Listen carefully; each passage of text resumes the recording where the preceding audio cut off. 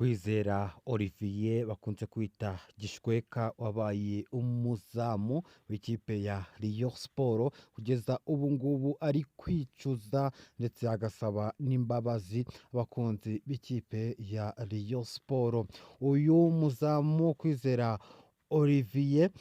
yagize ibihe byiza ndetse kuba atarasinye amasezerano mu kipe ya Rayon Sport ni ibintu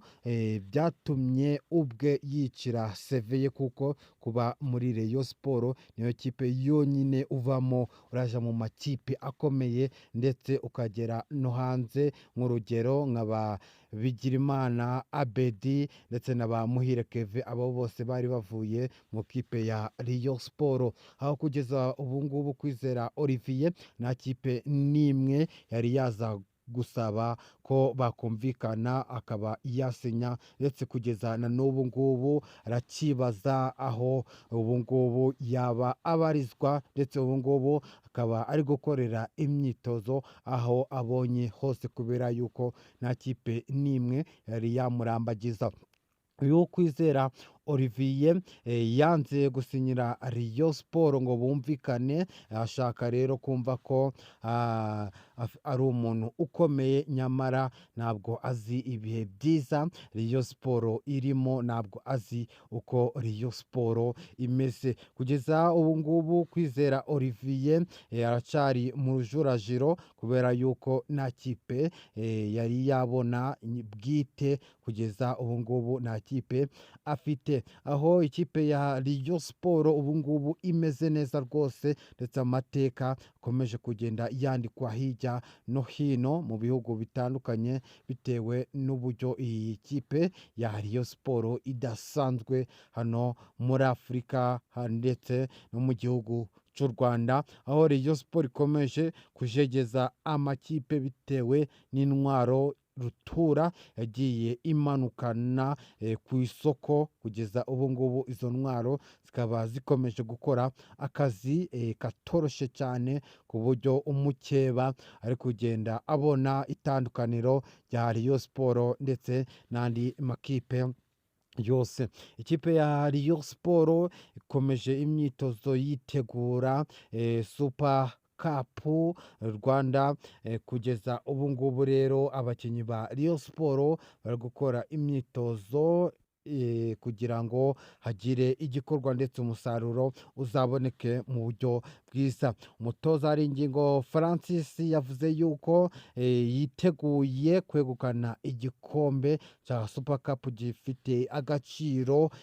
kanini kurusha ibindi bikombe byose bitangwa hano mu gihugu cy'u Rwanda. Mu gihe kandi Junior Kameni yatanze ubutumwa ku bakunzi b'ikipe ya Rayon Sport, abashimira uburyo mwamwakiye ndetse munamuhereza ikaze, ndetse anabashimira uburyo kugeza ubu ngubu mukomeje kugenda mumufata. Aho perezida w'ishyirahamwe ry'umupira w'amaguru mu Rwanda Ferwafa batangaje ko biteguye gukora ibishoboka byose kugira ngo ibintu bizaba kuri Super Cup bizagende neza ndetse mu buryo buziguye. Mu gihe kandi mu kipe ya APR FC bikomeje kwanga kujya gukinira muri Repubulika Iharanira Demokarasi ya Kongo, bitewe n'uko hari kugaragara icyorezo cya Ebola, akaba ari cyo gikomeje guteza impungenge mu kipe ya APR FC. Turaza kandi no kwinjira mu tuntu n'utundi mu kipe ya Rayon Sport muri rusange, mu bafana, mu bakinnyi ndetse no mu bayobozi, aho hose turabasha kuba tukugezayo neza gatanu kuri gatanu. Rayon 50 ikomeje kukugezaho amakuru yizewe kandi azira ibihuha. Wibuka gukora subscribe ndetse kandi ukibuka no gukanda ku nzogera kugira ngo utajucikanwa n'amakuru tugenda tubategurira mu kipe ya Rayon Sport. Kwizera Olivier bakunze kwita Gishweka wari umuzamu w'ikipe ya Rayon Sport akaza kwikuramo, akaza kwanga kongera amasezerano. Ubu ngubu aricari mu rujirajiro bitewe n'uko yitwaye nabi, ndetse bigatuma ubu ngubu biri kugenda bimugiraho ingaruka zikomeye ku buryo nta kipe n'imwe yari yamurambagiza ngo ize bakorane ibiganiro. Amakipe hano mu Rwanda akeneye abakinnyi ni menshi, ariko kugeza ubu ngubu nta n'imwe yari yabonamo Kwizera Olivier Gishweka nk'umuzamu ushobora kuba yafatira ikipe runaka bitewe n'uburyo yitwaye nabi mu kipe ya Rayon Sport. Kwizera Olivier akomeje kwicuza ndetse n'ingaruka zikomeje kugenda zimugeraho bitewe n'uburyo yitwaye nabi muri iyi kipe ya Murera Isaro ry'i Nyanza, igikano cy'imfizi, kuko Rayon Sport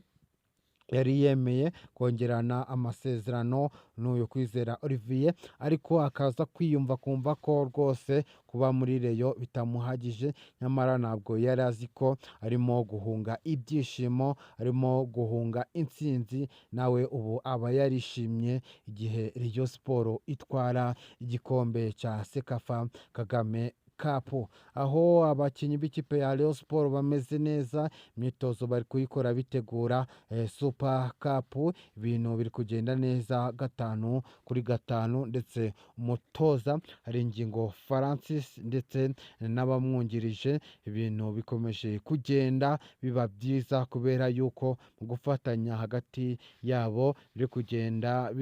bizana umusaruro mu kipe ya Rayon Sport. Mu gihe kandi Junior Kameni ukomeje kujegeza amakipe, akomeje gushimira abakunzi b'ikipe ya Rayon Sport uburyo mukomeje kugenda mumwakira ndetse munamufata, ndetse by'umwihariko n'abafana b'ikipe ya Rayon Sport. Rwose uyu ni umukinnyi kugeza ubu ngubu ukomeje kugenda ashimisha abakunzi b'ikipe ya Rayon Sport mu buryo bukomeye cyane, ndetse abakinnyi bakaba bakomeje guhabwa imyitozo ikomeye, ndetse n'imyitozo ibasha kugira ngo imibiri yabo ikomere, ndetse ibe izi n'ikintu cyo gukora cya nyacyo. Mu gihe kandi Perezida wa Rayon Sport Murenzi Abdulayi yatangarije abakunzi b'ikipe ya Rayon Sport, ndetse basezeranya ko igikombe cya Super Cup zakizana, ndetse kandi n'icya shampiyona, ibikombe byose bitangwa mu Rwanda uyu mwaka wa 2026 2027 Rayon Sport